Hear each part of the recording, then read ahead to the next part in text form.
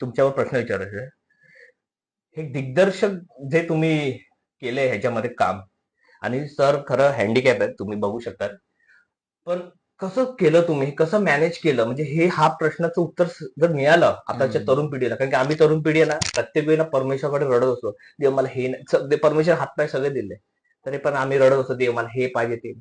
आज सरांकडे बघा, तरी सरांनी एवढा मोठा चित्रपट बनवला, कसं मॅनेज केलं? त्याचं मतितार्थ काय आहे की हे करत असताना ना मला एक लक्षात आलं की अपंग तो प्रत्येकामध्ये आहे. बरोबर. मग आता आपण अपंग, दिव्यांग, स्पेशली एबल्ड अशा वेगवेगळ्या टर्मिनॉलॉजी वापरतो. राईट. मी म्हणतोय की तुझं अपंगत्व दिसत नाही. बरोबर. दिसत नाही.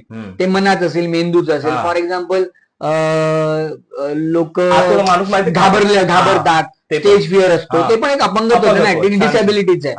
मी म्हणतो की तू माझं अपंगत्व दिसतं, सो हे दृश्य अपंग आहे. मी दृश्य अपंग आहे. काय उत्तर दिलं? तू अदृश्य अपंग आहेस. बरोबर. बरोबर. मी विजिबली डिसेबल्ड आहे. बरोबर. तू इनव्हिजिबली डिसेबल्ड आहेस. लक्षात आलं? तर मला असं वाटतं की इनव्हिजिबल डिसेबिलिटी प्रत्येकामध्ये असते. प्रत्येकामध्ये असते. मनानं अपंग असणं हे उलट मला असं वाटतं की ते जास्त घातक आहे. त्याच्यावरती जास्त काम करायला पाहिजे. बरोबर. शरीराच्या अपंगत्वावरती आहे ना, तुम्ही समहाव मात मिळवू शकता. आलं लक्षात? सो